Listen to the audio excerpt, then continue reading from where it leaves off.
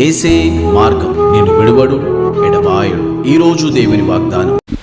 హల్లెలూయా. అందరికీ ప్రైజ్ లోడండి. ప్రతి ఒక్క వెరీ గుడ్ మార్నింగ్. ఎంతమంది అయితే ఈ ఉదయకాల వాగ్దానం ఇచ్చిన దేవుడు మిమ్మల్ని మీ కుటుంబాన్ని దీవించి ఆశించునుగాక. మరి మీరందరూ హ్యాపీగా ఉండాలని మనసారా కోరుకుంటా ఉన్నాను.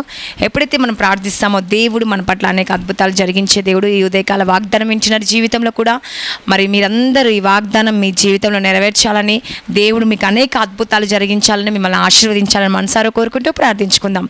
స్తోత్రం పరిశుద్ధ ఆత్ముడ యేసే ప్రభువా. ఎంతమంది అయితే ఈ ఉదయకాల వాగ్దానం వింటూ ప్రార్థించుకుంటున్నారో వారి జీవితంలో గొప్ప అద్భుతాన్ని జరిగించమని యేసు నామములో అడుగుచున్నాను తండ్రి. ఆమేన్. హల్లెలూయా.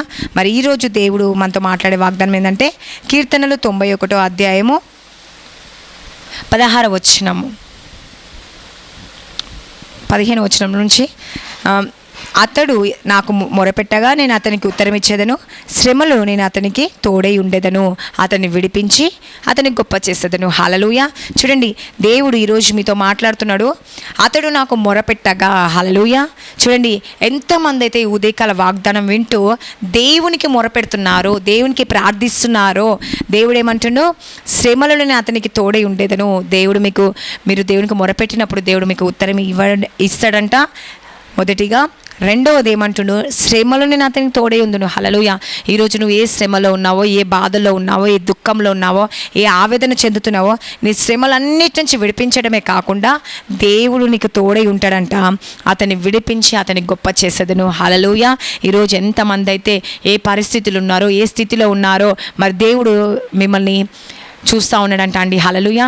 మిమ్మల్ని విడిపించడమే కాకుండా మీరు మొరపెట్టినప్పుడు మొదటిగా ఏం చేస్తాడంట అండి, మిమ్మల్ని మీరు మొరపెడితే మీకు రెండవది ఉత్తరం ఇస్తాడంట. మూడవది మీ శ్రమలన్నిటి నుంచి విడిపించడమే కాకుండా దేవుడు మీకు తోడే ఉంటాడంట.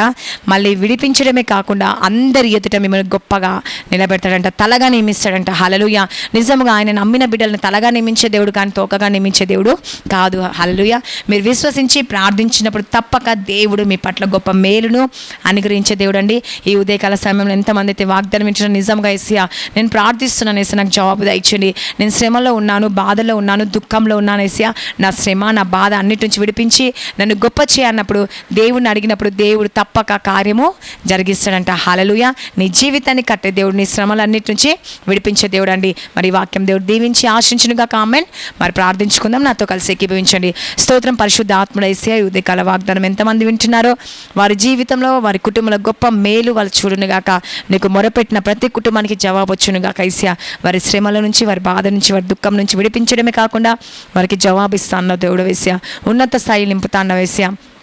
మీరే కార్యాలు జరిగించి అద్భుతాలు జరిగించండి, ఆశ్చర్యం జరిగించండి. ఈరోజు ఎంతమంది బర్త్డేస్, మ్యారేజ్ డే జరుపుకుంటారో ఈ సంవత్సరం అంతా వారిని బ్లెస్ చేయండి యేసుప్రభా.